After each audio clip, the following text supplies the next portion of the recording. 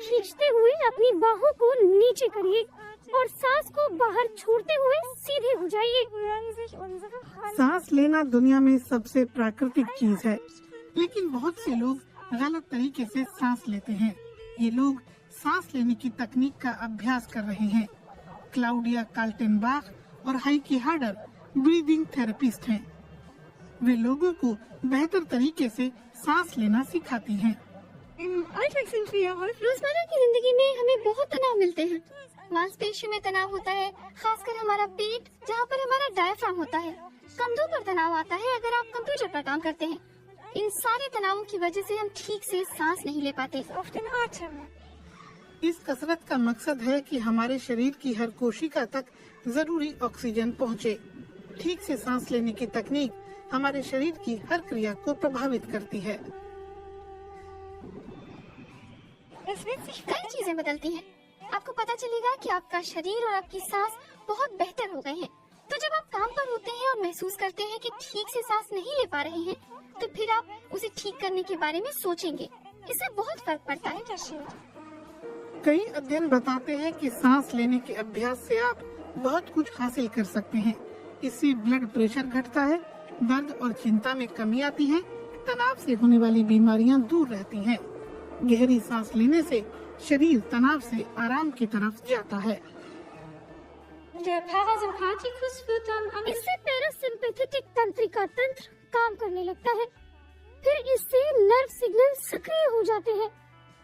इसके बाद शरीर में नई ऊर्जा आने लगती है। आप तरोताजा महसूस करने लगते हैं।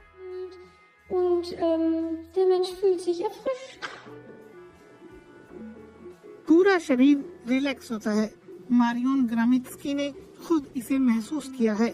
वो कई साल तक जोड़ों और गठिया के दर्द से परेशान रही।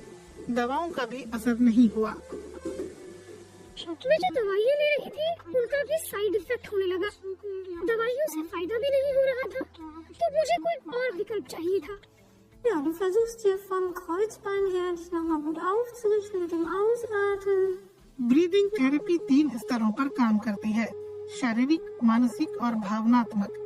सजग होकर सांस लेने से आप अपने शरीर को बेहतर समझ सकते हैं और खुद भी सजग हो सकते हैं। ये सब हमारे मस्तिष्क में होता है। वही हमारा श्वसन केंद्र होता है। ये सब तंत्रिका कोशिकाओं के एक नेटवर्क से जुड़ा होता है। ये श्वसन केंद्र को मस्तिष्क के दूसरे हिस्सों से भी जोड़ता है, जिनमें ध्यान केंद्रित करने वाला हिस्सा भी है। जब सांस और उसका प्रवाह एक साथ सहज तरीके से चलते हैं, तो वो हिस्सा सक्रिय हो जाता है। ये सब कैसे होता है, इस बारे में अभी और शोध की जरूरत है। लेकिन प्राचीन सभ्यताओं को भी पता था कि सही तरह से सांस लें तो उससे मस्तिष्क को बहुत फायदे होते हैं। योग में सांस लेने की कला को प्राणायाम कहते हैं। सांस लेने के 3 चरण हैं: सांस अंदर लेना, बाहर छोड़ना और सांस रोकना। प्राणायाम का मकसद अपने जीवन में ऊर्जा को बढ़ाना है। योग में इसे प्राण कहते हैं। अच्छी बात यह है कि सही से सांस लेने में कोई पैसे नहीं लगते और इसे आप कहीं भी कर सकते हैं।